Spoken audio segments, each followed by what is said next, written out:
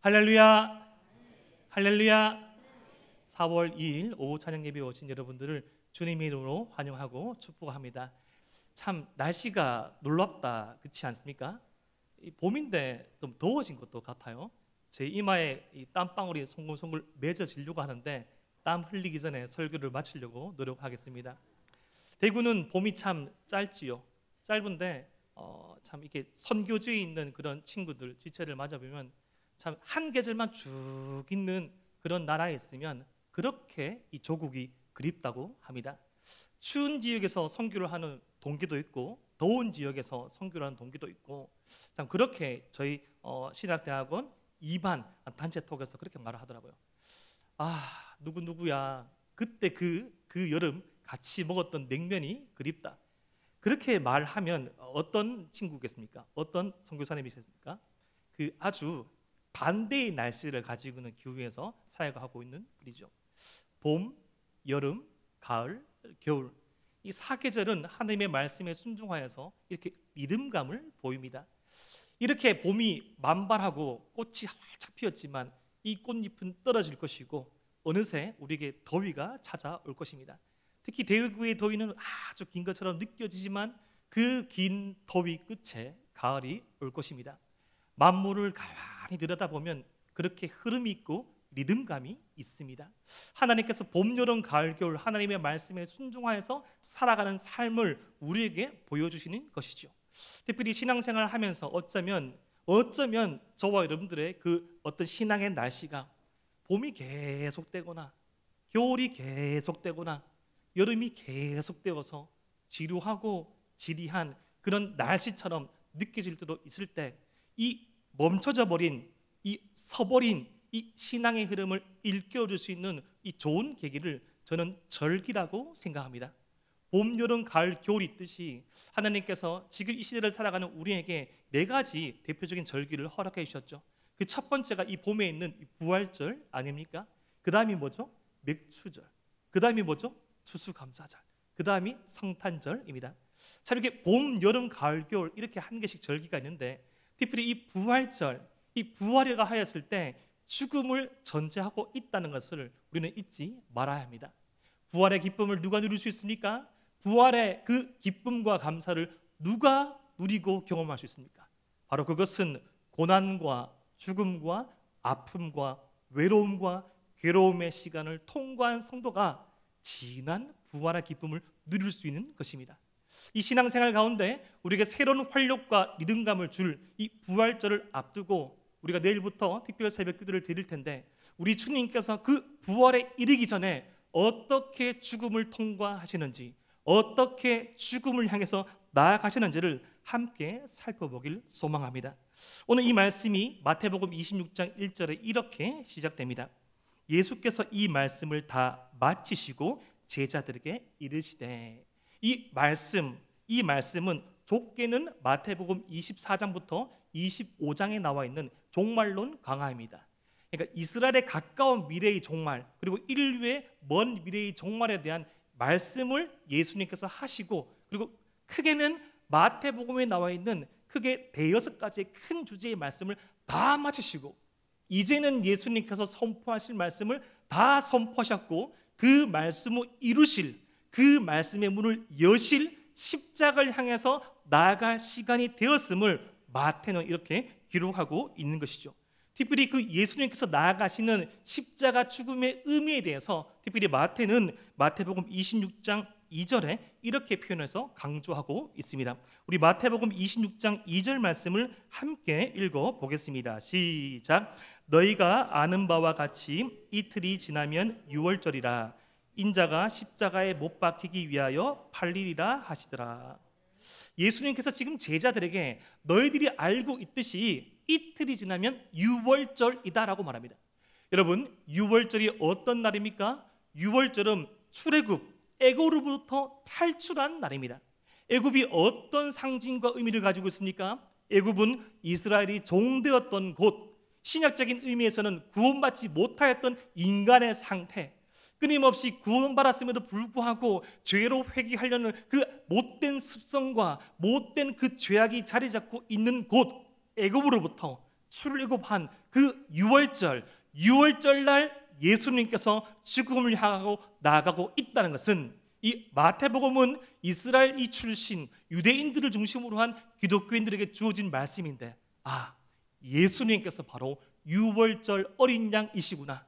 그 수천 년 전 우리 조상들이 유월하였던 죽음의 천사들이 온 애굽의 전역을 다니면서 죽음의 칼날을 휘두를 때 그 숨죽이며 그 울먹이며 있는 그들의 집을 죽음의 천사가 뛰어넘을 수 있었던 유일한 능력, 어린 양의 피, 어린 양이 바로 우리 주님이시구나 라는 그 사실을 마태복음을 읽을 성도들에게 알려주고 있는 것입니다.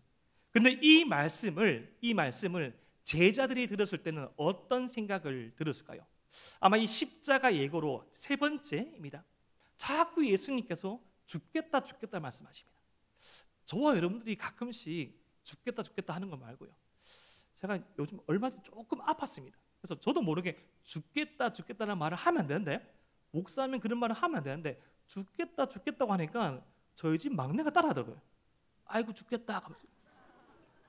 뭘 그래, 이런 죽겠다 말고 진짜 예수님께서 이 죽음이라는 성경에 나와 있는 하나님께서 저와 여러분들에게 이 태초에 천지를 창조하시고 주시려는 생명과 반대되는, 하나님이 주시는 그 풍성한 것, 충만한 것과 반대되는 그 죽음을 향해서 나가겠다 계속 말씀하시니까 이 제자들은 어떤 생각을 가졌을까요?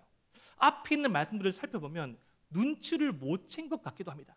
십자가 죽음을 앞두고 어머니를 앞장 세워서 이제 예루살렘에 들어가시면 예수님께서 어떤 죽음을 통과한다 그런 생각을 하지 않고 영광만 취할 것이다 생각하여서 우리 아들을 우편에 왼편에 최초의 청탁이 성경에 나옵니다. 이 성경은 그렇기 때문에 진리입니다.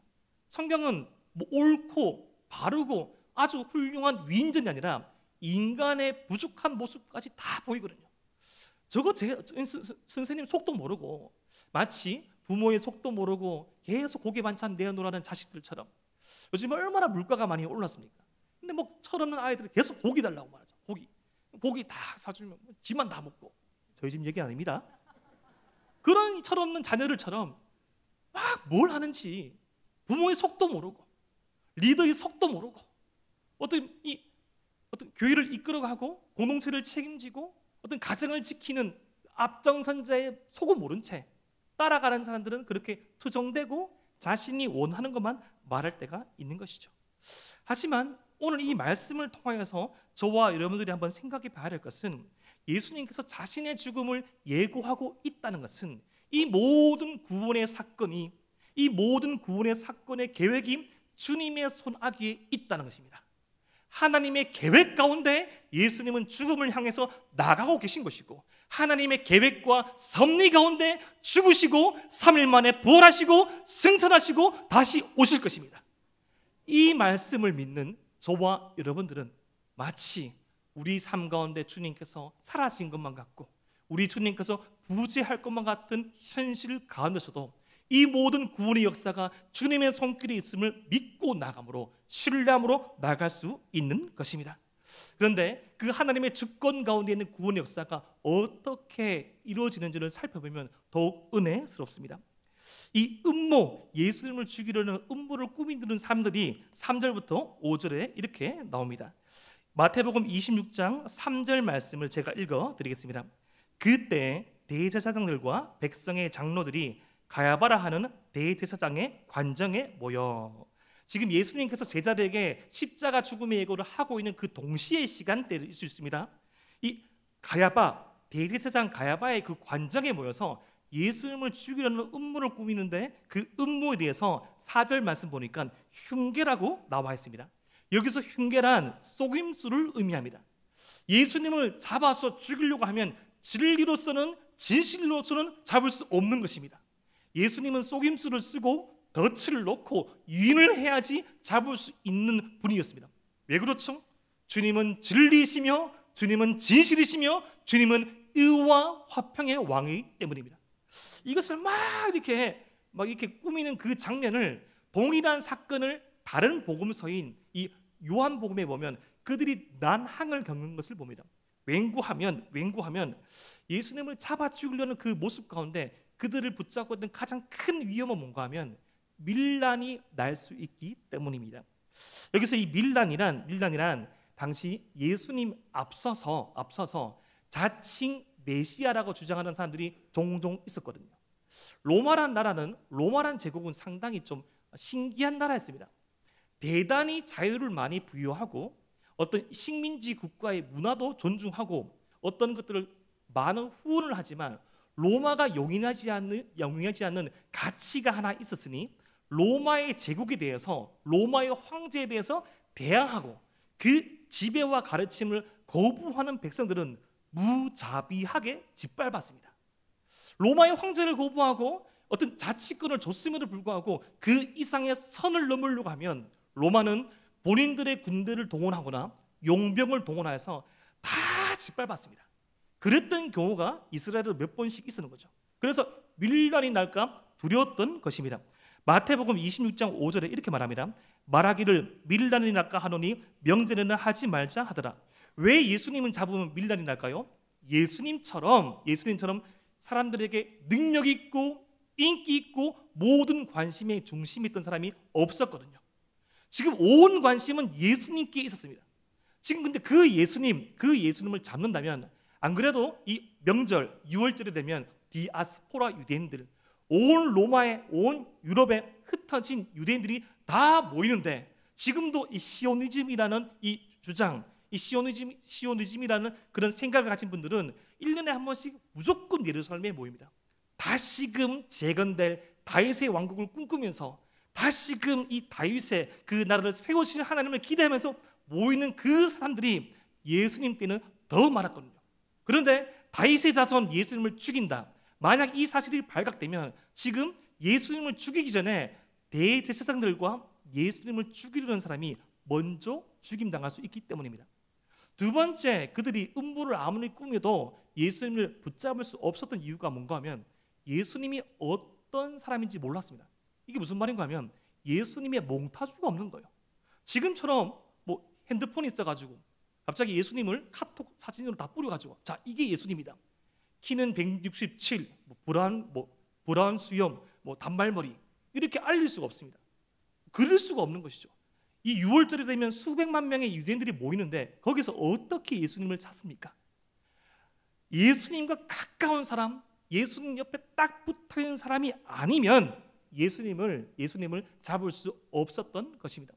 그래서 음모를 꾸미지만 너무너무 고민에 빠진 그 찰나 생각지도 못한 배신이 일어납니다. 우리 마태복음 26장 14절부터 16절까지 말씀을 함께 한번 읽어보겠습니다. 시작. 그때 12 중에 하나인 가룟 유다라 하는 자가 대제사장들에게 가서 말하되 내가 예수를 너에게 넘겨주리니 얼마나 주려느냐 하니 그들이 은 30을 달아 주거늘 그가 그때부터 예수를 넘겨줄 기회를 찾더라. 아멘. 놀랍게도 가룟 유다가 대제사장들과 예수님을 잡으려는 사람들을 수소문해서 찾아가서 예수님을 넘겨주겠다고 합니다. 이론적으로 예수님 잡을 수 없습니다. 예수님의 최측근이 스파이가 되지 않는 이상 잡을 수 없습니다. 독립군이 가장 큰 피해를 입었을 때 독립군에게 피해를 준 사람들은 바로 밀정이었습니다. 독립군 안에 있는 친일파, 그리고 친일파 안에 있는 독립군, 서로에게 가장 핵심 부위에 위치하고 있으면서 독립군 안에 있는 친일파가 정보를 넘겨주면 아무리 계획을 세우고 아무리 치밀하게 블라디보스토크에서 내려서 연해주러 가고 어디 가고 딱 거기 순사들이 다 기다리고 있는 거예요. 어떻게 이 사실을 알았지? 최후의 3명 중에 1명이 밀정이었던 것이에요. 예수님은 이론적으로는 잡힐 수가 없는 분입니다. 예수님은 가룟 유다의 밀고 배신이 아니었으면 잡힐 수가 없었는데 이 가룟 유다의 예수님에 대한 그 가치관이, 인식이 좀 특이합니다. 내가 예수를 너희에게 넘겨주리니 얼마나 주려느냐? 예수님을 얼마로 표현합니다. 예수님께 가룟 유다는 얼마죠. 다른 단어로 무엇입니다. 내가 예수님을 넘겨주려고 하니까 얼마 줄래? 우리가 지금 은32 그 화폐에 대해서, 이 돈의 가치에 대해서 흔히 구약의 생각을, 구약의 그 용량을 가져와서 노예 한 명의 가치라고 말하지만, 노예 한 명의 가치는 이 구약의 그 계량법입니다. 구약의 그런 돈의 가치죠. 신약으로 치면 예수님 당시에는 이 4달치 월급, 예수님을 고작 4달치 월급으로 받고 판 것입니다. 예수님께 가룟 유다는 주님도 아니고 랍비, 선생님이었고 얼마 무엇이었습니다. 사랑하는 대동의 성도 여러분, 우리는 이러한 실수를 하지 않을까요? 우리는 종종 혹은 많이 예수님을 얼마 혹은 무엇으로 치환할 때가 많은 것 같습니다. 예수님, 제가 이거 할 테니까 무엇 해주실래요? 제가 예수님께 이러한 헌신을 하였습니다. 제가 예수님께 이러한 시간을 데려왔습니다. 제게 어떻게 하시겠습니까? 때로는 원망으로 바뀔 때도 있죠. 어떻게 예수님께서 저에게 그럴 수 있습니까? 제가 이렇게 했는데요, 제가 저렇게 했는데요, 어떻게 예수님께서 이것으로 갚아줄 수 있습니까? 또 다른 예로 예수님 앞에 엎드려 기도하죠. 예수님, 이번만, 오 주님, 이번만 넘어가시면 더욱 신실하게 살겠습니다. 오 주님, 이 기도의 제목만 응답해 주시면 제가 기도의 재단 더욱더 쌓겠습니다. 제가 더욱더 겸손하겠습니다. 제가 더욱더 순종하겠습니다 라고 말하지만 화장실에 들어갈 때와 나갈 때 생각이 다르듯 아쉬움이 사라지면 주님 앞에 배신과 음모를 꿈꾸는 것이 저와 여러분들의 어떤 모습은 아닌지 모르겠습니다. 우리는 또한 이 말씀을 통해서 이렇게 한번 더 생각해 볼 수 있죠. 은혜로 사는 것이 겨우 목사님 이 정도입니까? 주님 너무나 억울하지 않습니까? 사랑하는 제자에게 손에 팔리다니. 안 그래도 이 믿음으로 살아가는 현실이 팍팍하고 어려운데 믿음으로 산다는 것은 이렇게 힘이 없는 것입니까? 이렇게 짓밟히는 것입니까? 이렇게 가치 없는 것입니까? 은혜로 사는 것이 바로 이 정도입니까? 라는 질문을 던질 수 있을 때 우리 주님께서는 이 배심과 음모 사이에 생각지도 못한 가장 아름다운 헌신을 보여주십니다. 그 헌신이 마태복음 26장 6절에 이렇게 기록되었습니다. 우리 함께 한번 읽어보겠습니다. 시작. 예수께서 베다니 나병 환자 시몬의 집에 계실 때에, 지금 이 음모와 배신 사이에 이 말씀이 위치하고 있죠. 이러한 용법을 마태는 주로 썼습니다. 더 강조하기 위하여서. 지금 이 베단이라는 이 우리로 치면 대구에서 한 3, 4km 떨어져 있는 경산과 같은 이 소도시에 예수님께서 6월절 베이스 캠프를 마련하시고 왔다 하셨습니다. 그런데 나병 환자 시몬의 집이라는 집에 머무셨는데, 이 나병 환자는 정상인과 같이 살 수 없습니다. 아마 나병 환자였다가 고침을 받은 회복된 사람이었을 것입니다.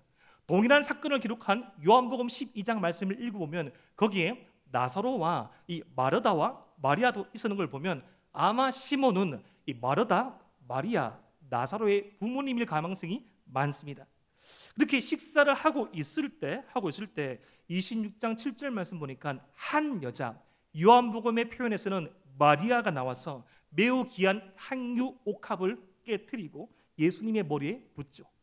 당시 이 예수님 당시 예절법에서 최고의 존대입니다.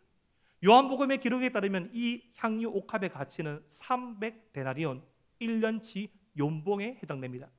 한 처녀의 결혼 지참금이 될 수도 있는 가장 귀한, 어쩌면 넉넉하지 못한 환경 가운데 그의 부모님이 시몬이 수십 년 동안 공들이고 애써서 모은 그 결혼 지참금 혹은 그 이상의 가치를 하고 있던 향유 옥합을 주님의 머리에 깨트려서 붓습니다.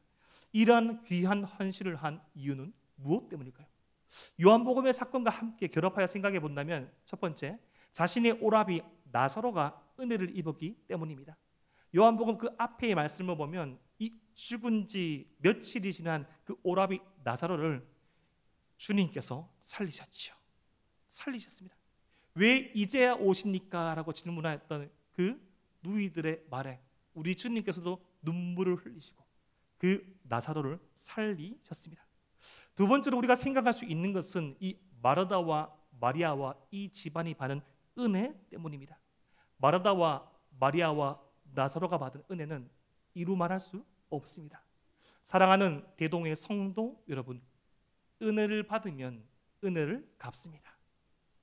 은혜를 받으면 은혜는 갚게 되어 있는 것입니다. 은혜를 받았음에도 불구하고 반응이 없다는 것은 한번 고민해 봐야 합니다. 사랑은 흘러가고 사랑은 내려갑니다. 사랑은 채워지면 사랑은 내려가게 되는 것입니다. 주님께 은혜를 받으면 그 받은 은혜가 내려가고 흘러가게 되는 것입니다. 은혜를 받았으면 반응이 나옵니다. 은혜를 받았으면 기도가 터져 나옵니다. 은혜를 받으면 헌신이 나오고요, 은혜를 받으면 섬김이 나오고요, 은혜를 받으면 용서가 되고요, 은혜를 받으면 이해가 됩니다. 주님께 받은 그 은혜로 말미암아 흘러가고 넘쳐나는 저와 여러분의 삶이 되시기를 주님의 이름으로 축복합니다. 그러나 모두 다 이 마리아와 같은 반응은 아니었습니다. 이 은혜의 현장에서도 다른 반응, 다른 태도를 보이는 이들이 있었으니 8절 말씀 보니까 제자들로 표현되어 있습니다. 제자들이 분개하여라고 말합니다. 분노하는 겁니다. 아주 큰 분노. 왜 이렇게 낭비하는 겁니까? 왜 이렇게 낭비하는 겁니까? 라고 말하면서 9절 말씀 보니까 이것을 비싼 값에 팔아서 가난한 자들에게 줄 수 있었겠다고 말합니다. 이게 무슨 말인가 하면 이 당시에 이스라엘에는 참 어려운 사람들이 많으니까 이 300데나리온 되는 이 향료컵을 팔면 더 많은 사람들을 도와줄 수 있지 않겠냐는 거죠. 아주 합리적인 말이죠. 아주 효율적인 말입니다. 사랑하는 대동의 성도 여러분, 때로는 은혜는 합리성과 효율성을 뛰어넘을 때가 많습니다. 우리 주님께서 저와 여러분들에게 은혜를 베푸실 때 계산기 두들겨 보시 아니하셨죠. 견적을 보니까 보혈 요만큼 써야 될 것 같은데 이쯤 되겠나? 3년쯤 투자를 해야 되나? 3개월 해야 되나? 30년 해도 안 된다. 계산하지 아니하시죠. 우리 주님은 사랑하시되 끝까지 사랑하십니다. 계산하지 않는 사랑, 계속 쏟아부는 사랑, 기다려주시는 사랑.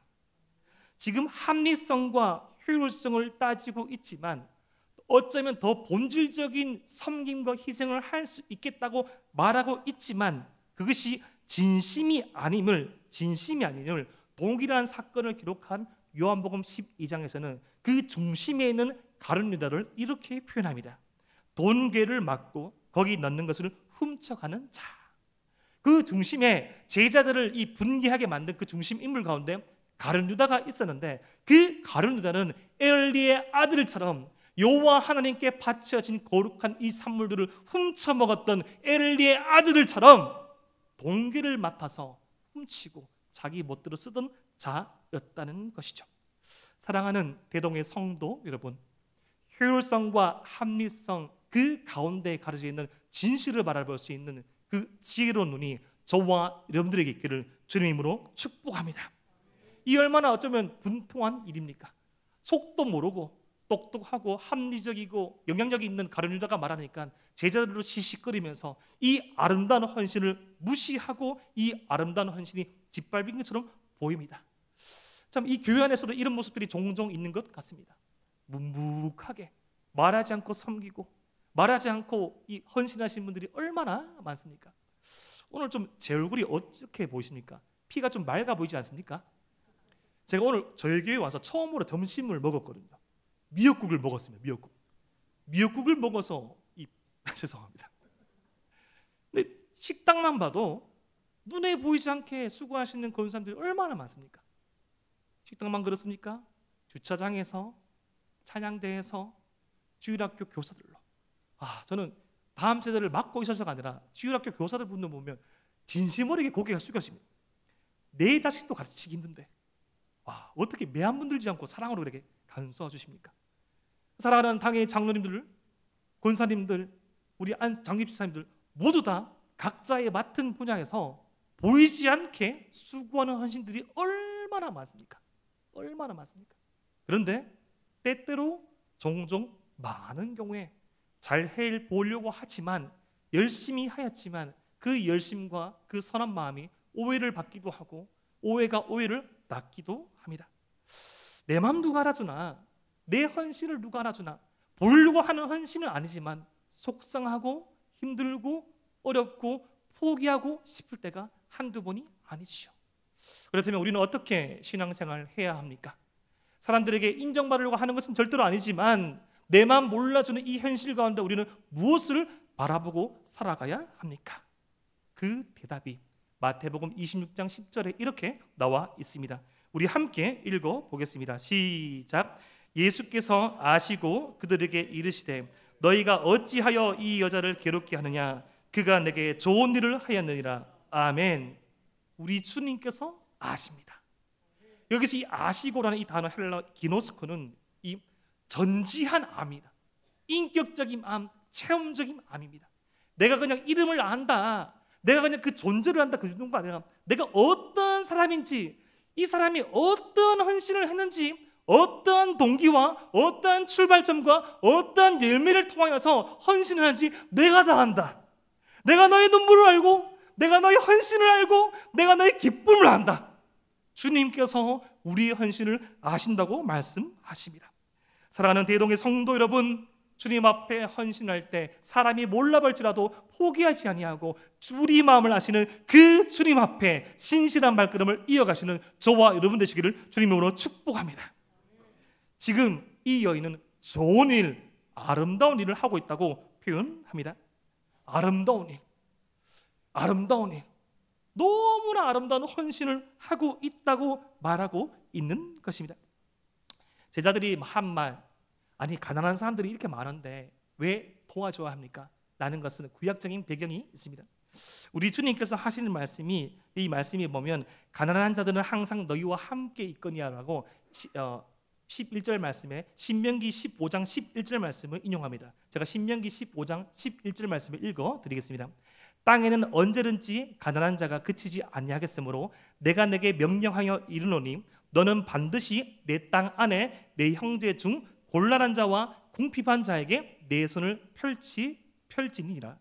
항상 이 땅 가운데서는 가난한 자가 있을 것이다. 왜 있죠? 하나님께서 창조하신 에덴 동산에는 없었잖아요. 하나님께서 우리에게 원래 주고자 하신 그 동산에는 없었습니다.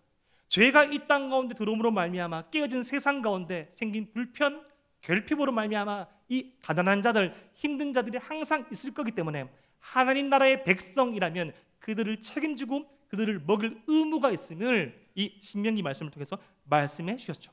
이것도 중요하지만 우리 주님께서 힘주어서 강조하시는 말씀이 있습니다. 나는 항상 함께 있지 아니하리라. 나는 항상 함께 있지 아니하리라. 하나님의 백성으로 감당해야 될 일상이 있지만 그 일상 가운데서 가장 힘써야 할 것은 우리 주님께서 기뻐하시는 것이다. 우리 주님께서 기뻐하시는 그 자리로 나가는 것, 우리 주님을 향한 은혜의 최전선 가운데 서는 것, 그것만큼은 놓치지 말라라고 합니다. 우리 주님과 친밀히 나갈 수 있는 그 기도의 자리, 우리 주님이 은밀히 만날 수 있는 그 예배의 자리, 우리 주님을 닮아가고 알아가고 섬김을 통하여서 그 주님이 향례를 베풀 수 있는 곳이 있다면 이 일반 은총의 세계 가운데 깨어지는 평화를 구축하는 것보다 우리 주님께서 기뻐하시는 이 삶을 선택할 것을 우리에게 말해주고 있는 것이죠. 예수님이 최우선되는 삶을 사시는 저와 여러분 되시기를 주님의 이름으로 축복합니다. 이제 우리 주님께서 마지막으로 12절과 13절 말씀을 통하여서 이 여인의 헌신에 대해서 이렇게 말씀하십니다. 이 여자가 내 몸에 이 향유를 부은 것은 내 장례를 위하여 함이니라. 지금 마리아는 예수님의 장례를 준비한 것이 아니었습니다. 하지만 마리아도 알지 못하는 마리아의 행동의 의미를 예수님께서 해석하십니다. 13절 말씀, 내가 진실로 너에게 이르노니 온 천하에 어디서든지 이 복음이 전파되는 곳에서는 이 여자가 행한 일도 말하여 그를 기억하리라 하시니라. 아멘. 때로는 우리의 헌신이, 우리의 섬김이 도대체 이 시간 이 환경 가운데 내가 이렇게까지 해야 하나라는 그런 질문을 할 수도 있겠지만 우리의 예배가, 우리의 기도가, 우리의 헌신이 주님께 해석될 날이 올 것입니다. 우리 주님께서 하십니다. 우리 주님께서 하시고요, 반드시 드러나게 하시고 반드시 그 값을 치르게 하십니다. 하나님의 말씀이 우리의 삶을 해석할 때가 있습니다. 그들은 너무나 답답하고 너무나 억울하고 이 동서남북이 막혀 있는 이 골방에 있는 것만 같은 시간이었는데 뒤돌아보니 그것이 주님과의 은밀한 대화의 시간이었던 적 있을 수 있습니다.